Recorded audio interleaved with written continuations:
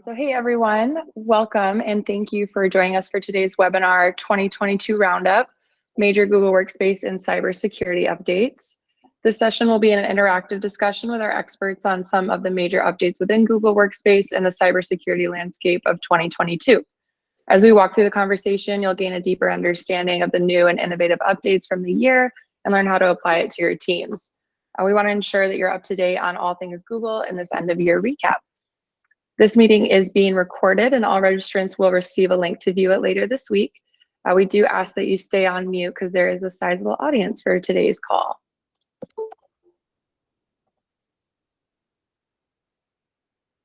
So my name is Daphne Shears. I'm a sales development rep here at Worsta. Joining me today is Kate Qualkabush and Pete Hoff, Worsta's Senior Change Management Specialist and Vice President of Cybersecurity and Risk. Thanks, Daphne. Really, sorry. Really glad to be here. There's lots of great new things to talk about this year. Yeah, thanks, Daphne. Excited to be here as well. Yeah, definitely. I'm excited to get started. Y'all can also connect with us on LinkedIn. Our colleagues are going to drop our profile links in the Meet chat here in a second. So feel free to connect with our team on LinkedIn.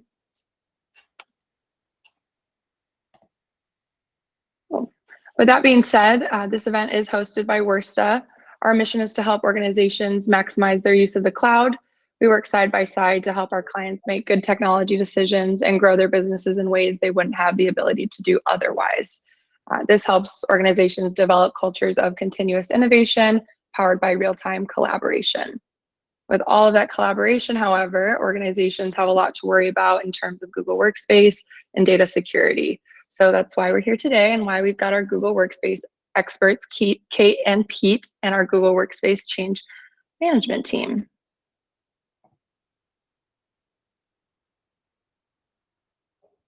This has been quite the year with lots of updates and changes across all things Google. Oftentimes we get so wrapped up in our day-to-day activities, it's hard to keep up with everything that's changed over the year. I know I'm missing some vital information. So this year would not be complete without a recap from Worsta of all the amazing things that dropped in 2022. So first off, we will start, we'll have Kate showcase some of the Google Workspace updates. Hi, everyone. Yeah, as Daphne mentioned, I'm super excited to be here to talk about some of the really innovative changes we saw launch in Google Workspace this year. There have been so many updates recently that help enhance collaboration and really increase the ease with which the Google Workspace applications talk to each other, which just brings a truly integrated experience. So we could spend all day talking about all of these neat features, but we unfortunately don't have time for that. We'll discuss a couple of just the major rollouts we've seen in the areas of Gmail, Calendar, and Drive over the last year. Awesome. One thing I noticed when I log into my Gmail account was that there's a whole new layout. Is this something new that launched? Yes. So earlier in 2022, Google redesigned the Gmail web interface and has been slowly rolling this out to users over the last several months. So it became an option earlier this year, and then you had the option to revert if you wanted to. But recently, it just became the permanent standard view for all users. So if you hadn't noticed the move yet, or if you hadn't converted to the new view yet, you probably noticed some things change in the last couple of weeks. But this new view for Gmail aims to more seamlessly integrate the apps of Gmail, Chat, and Meet in one view. So it's going to integrate those into a side panel, as you can see here in this slide. The old layout kind of had a menu with all of those different applications expanded. But this new layout kind of organizes it in a more concise way. It looks a little clunkier on the left-hand side in that old layout. With the new view, you can just click those icons and go back and forth between the different applications. Gotcha. I've honestly found it a little bit hard to adjust to this new layout. Do you have any suggestions, Kate, for people who might be in the same boat? Yeah, of course. It was an adjustment for me at first as well. Now I actually really do like this new view. I especially like that my custom labels and my system labels for my mail are in different sections. Before they were in kind of one big list, and so it was harder to distinguish between those system and custom ones, and you had to scroll kind of all the way down to the bottom of that list. So I do really like that. I know for a little while, I had to keep chat open in a separate tab in addition to Gmail while I kind of got used to using the new integrated view. So users do have that option to keep chat open in a different tab or in the desktop application if you use that to kind of help ease yourself into that transition, maybe use both at the same time. And you always have the option to customize this panel too. So if you don't want to see chat and meet there in the Gmail layout, you can press the settings icon in there, and the quick settings is a way to disable those applications in the Gmail view. So that's always an option if you'd like to. Yeah, I really like having the option to do that, and like the new chat layout. It's really nice. I've also heard that Google's been making some new security updates across the board, but more specifically in Gmail and chat.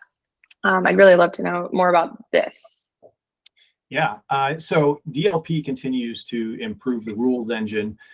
They expanded their monitoring capabilities to include Google Chat and Meet, which means you can set rules in those applications and identify when data is lost. But in general, uses the same general rules as are built for email and Drive. Google has not consolidated management for DLP across Gmail yet. They are moving that into the same layout as Drive and all the other tools, but we'll talk about that in a few minutes. Cool. Yeah, there's also been a lot of notable updates within Calendar in 2022. So Kate, could you tell us a little bit more about why we may want to use some of these features? For example, I noticed that I can see my coworker's working location now. How does that work? Yeah, definitely. So Google launched a feature earlier this year that allows you to designate your working hours and location right there in your calendar, which is really important actually with the amount of remote and hybrid work we do nowadays. So hybrid workers especially can specify which days they're going to be in office versus out of office working remotely, which can just help when planning meetings and things like that. You can even specify specific unique buildings. If your organization has multiple, you can specify from which building you're going to be working that day, which is really cool. And then you can also display this in a variety of different ways across Google Workspace. So this information is actually taken into account in a lot of different applications as well. So you may have noticed when you're scheduling events that times that are outside your coworkers' working hours are sort of grayed out to kind of let you know that they're not normally working during that time, give you that visualization. And you've probably seen those little out of office icons next to people's names in maybe chat or meet calls or on calendar. A little moon icon represents that that's outside of people's working hours, things like that. So calendar's taking this information into account when you're responding to meetings. For example, it will automatically join from wherever your working location says you're at. So if you are working remotely and it says from home, you'll notice that your response to Google Meet invitations is going to be virtual, joining virtually. So yeah, that's really cool. I really like that feature, especially trying to organize stuff with my colleagues that are in different states. I get time zones confused sometimes, so it's nice to have that feature. Yeah, but along with that, I also noticed the new changes with the appointments section. Could you touch on that as well? Absolutely. So this graphic that you see on the slide here is actually walking through the process of creating these new appointment schedules that launched earlier this year. So basically, appointment schedules are a really convenient and easy way to set time aside on your calendar that people can book to meet with you. So this is a huge upgrade and replacement to the former appointment slots. These schedules are able to just communicate so much better with external calendar platforms such as Outlook. Before, the appointment slots had some difficulty communicating across different calendar systems. So this makes it really easy for external users to still book time on your calendar. And there are a lot more options for customization here for these schedules as well. You can create multiple schedules or different types of schedules for maybe different lengths of appointments or types of appointments that you want to give people the option to book. You can set custom fields in your booking form if you want to get specific information from these people. And you can adjust availability for repeating schedules as well. So really convenient way to kind of share your availability with others. And then what's best about these appointment schedules is how easy it is to share these with other people. So you can share your entire appointment schedule for all of your availability or just a single page for a single type of appointment if you want. And a lot of people like to link these in their email signature, kind of saying, hey, you need to book some time with me. My calendar availability is in my signature. And you can even insert your calendar availability as a button link in your website as one of the options too. So great for a variety of different things. Definitely more features to come on this as well. It launched, I think, in the middle of this year. And so I'm assuming that we'll continue to see updates to this all throughout 2023. Yeah, that's definitely going to be helpful, especially in my role here. So yeah, we've seen a lot of updates, big and small, with Google Drive as well. What are some of those notable updates that we should know? Yeah, so we have seen a lot of recent updates to Google Drive and the editors. The collaboration experience that Google Workspace has offered has always been really robust, but Google launched last year its Smart Canvas program in an effort to just continue to stay in the lead in this area. So we've seen a lot of updates roll out as a part of that program, or as an extension of that, really.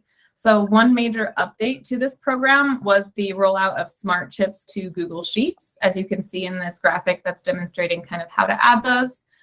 These were rolled out in Google Docs previously in 2021 and now extended to Google Sheets. These allow you to insert other Google Drive files or maybe calendar events, things like contacts, dates, other things, directly into another Google Doc or sheet. And you can see that they'll appear as sort of like a button rather than just the link. So it can be a little just more clean to see. Smart chips tell you also a little bit about what the thing is that you're linking to if you hover over it with your mouse. So it can say things like contact information for that person if it's a contact card. It will say things like last edited date for files, all that kind of stuff, which is really helpful. These, like I said, have been rolling out since 2021 in Google Docs, but you can now use them in Google Sheets. And just to insert a smart chip, all you have to do is press the @ symbol on your keyboard, and you can see that that drop down pulls down for a bunch of different options of chips that you can add. So there are tons of awesome features with Smart Canvas that are allowing Google Workspace to, talk seamlessly across applications. And I'm expecting these features to continue to expand over the next couple of years. But one of my other favorite Smart Canvas features that was launched this year is the ability to view and edit files actually directly within Google Chat. So if a coworker sends me a file in Google Chat, I can just open the file directly in there and it opens to the right-hand side. So I don't have to open another tab or anything to work with that file. And if you're like a lot of us that keep too many tabs open all the time, this can definitely be really helpful to not have that extra one with that document that you're working with. So we can definitely expect to see this trend of integrating these applications continue throughout 2023 and beyond that. Yeah, I'm definitely a tab hoarder, so having that feature has been really, really nice, as well as the smart chips. Just having the ease of collaboration in Sheets has been life-changing. Definitely. A lot of people find these super helpful to link to other things across Google Workspace. So on a similar note, though, we've also seen some major improvements to Drive in terms of security features. So many of these aren't going to be terribly noticeable to the average user, but they're really important to keep Google Workspace secure and make sure your data is not getting out in the wrong hands. So I want to turn things over to Pete now to go into a little bit more detail about data loss prevention and client-side encryption that we saw launched this year in Google Drive. Yeah, absolutely. Client-side encryption is pretty cool. Within Google Drive, you can encrypt your own data through your browser with an add-on. And basically encrypt your files using your own encryption key. It's an added layer of encryption on top of Google's already encrypted data. Sometimes businesses need this for an additional layer of security. So it's a great improvement for companies that are regulated. Moving along, though, cybersecurity, there's a ton of things here. Yeah, thank you, Kate and Pete, for sharing with us some of those huge updates from Google Workspace with cybersecurity on the top of a lot of people's minds right now. It's not only Google Workspace that's had these major updates through the year, but plenty of cybersecurity updates as well. So Pete, what were some of the top 3 things that Google did this year to improve security? Yeah, well, so the biggest improvements for cybersecurity have been around security monitoring and threat hunting. Most of what Google has done in this area has been most impactful for enterprises. Here at Worsta, we're working to help small to mid-sized businesses. And to be honest, we're going to take some of these tools and help companies do security monitoring and this cybersecurity threat hunting piece in the coming year. So really excited to talk about that. We'll make some official announcements later on this year. We are launching our security monitoring services in Q1 of 2023. More to come on that. But the other areas are around zero trust. Of course, I'm sure everybody's heard a little bit about this with Beyond Core. It's the ability to further secure access with contextual analysis and rules to make sure that the network and devices users are coming from are secure. We'll talk a little bit about that in a minute as well. The third item is a ton of improvements around data loss prevention, including what I mentioned before with Chat and Meet to monitor for PII shared data. And the biggest one is really blocking users from copying data from your browser using DLP. You're protecting data from outside the Chrome browser. I'll get into some details around that as well. Gotcha. Yeah, so why don't we start out talking a little bit more about managed security services?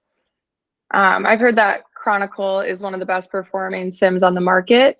I understand that most searches don't take any longer than 15 seconds. That's impressive. Yeah, it's actually very impressive. Chronicle's AI engine is really fast, probably the most important capability in security response. Chronicle was around for quite a while, but it was primarily providing SIEM or security information and event management, if you're not familiar with that SIEM term, related services. But Google added Simplify this year, which provides SOAR. So SOAR is security orchestration, automation, and response services. It's recently been rebranded to Chronicle SOAR, if you're familiar with the Simplify name.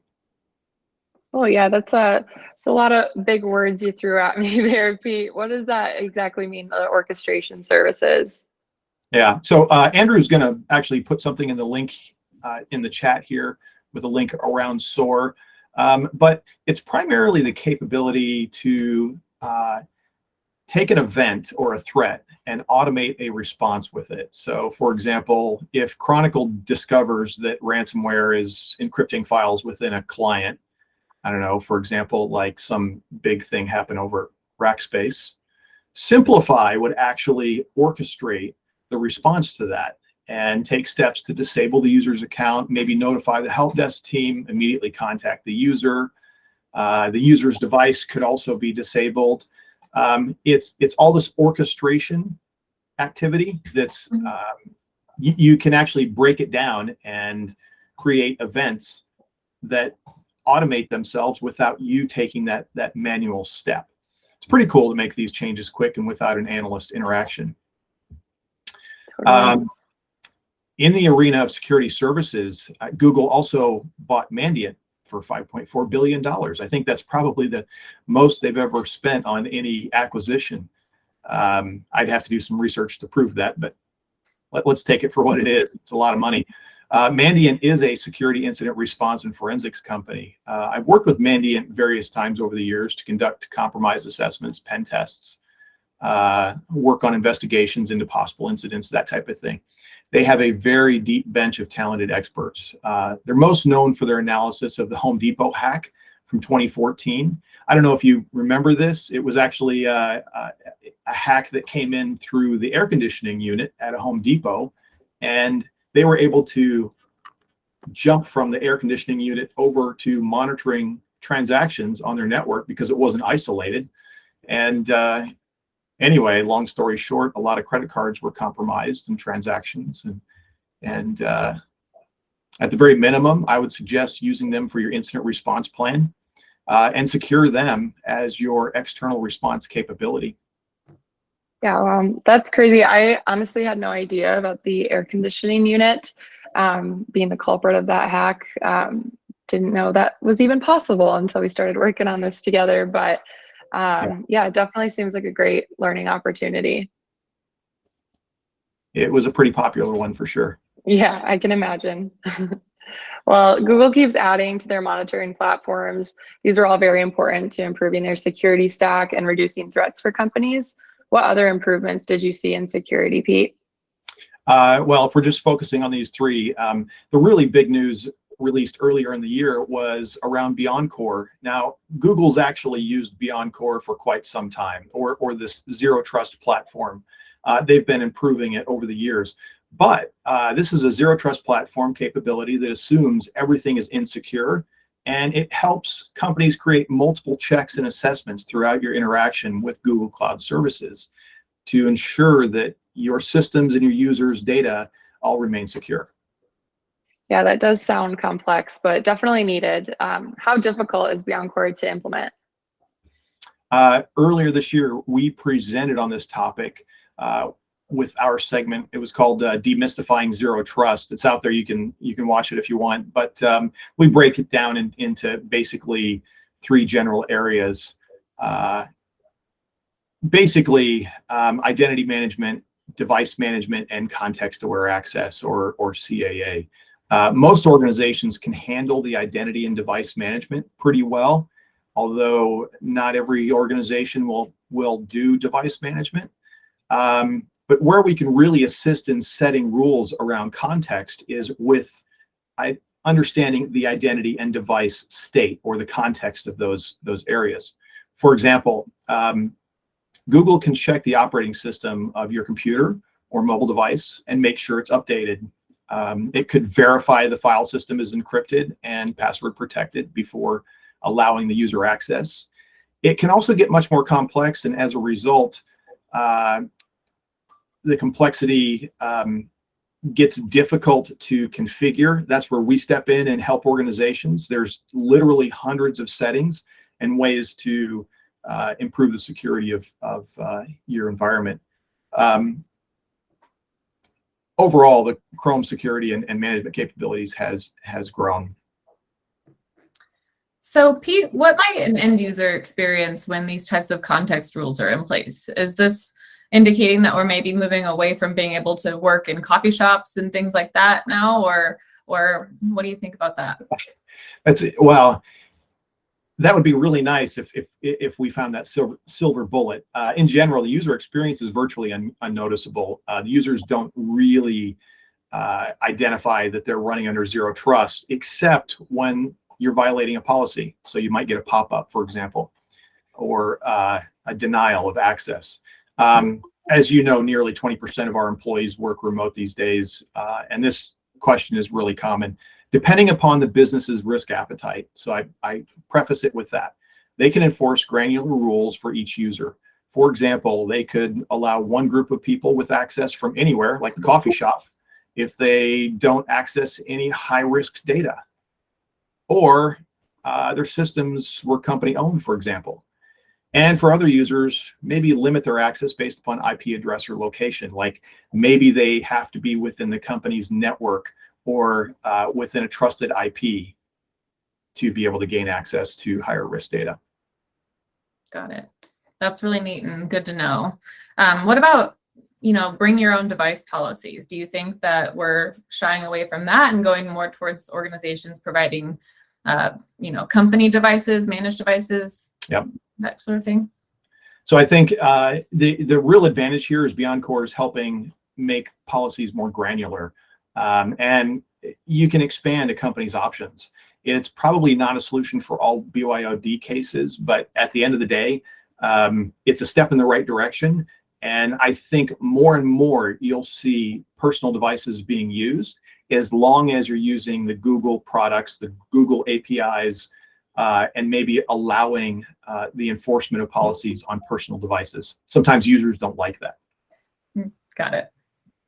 Yeah, those are all great points from you both. I know that these types of checks can ensure that your users are not accessing your company data from insecure devices or networks.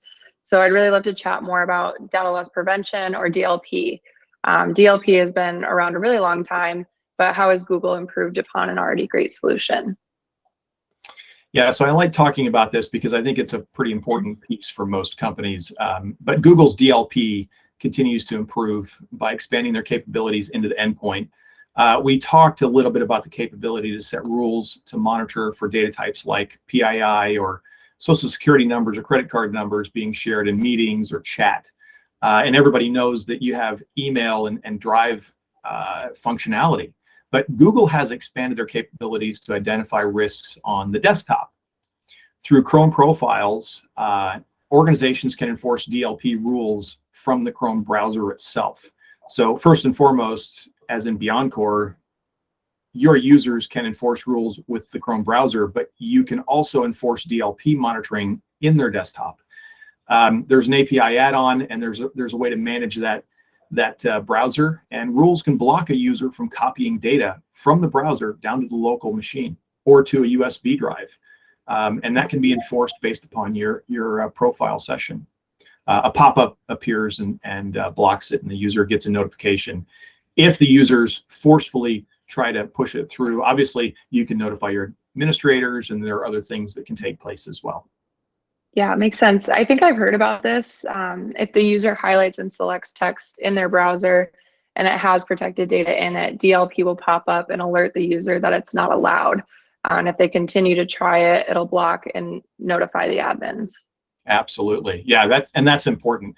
You know, you got to have somebody to monitor that stuff too. So DLP is kind of a really interesting feature and functionality. If you're going to use it, you should probably spend a little bit of time about setting rules on how to respond to it, maybe have a legal team review the types of incidents, that kind of thing.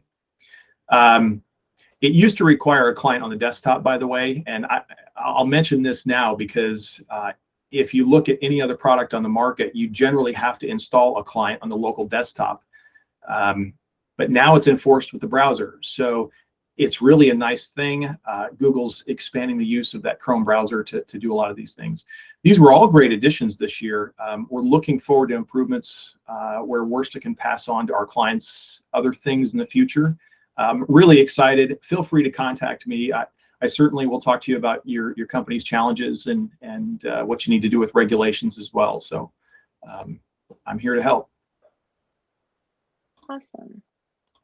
Yeah, so like Pete and Kate mentioned, we have a variety of services, trainings, and offerings that can help you utilize your Google Workspace and cybersecurity platforms to their fullest potential. So we'll be in touch after today's session to provide you with the resources you need to get started.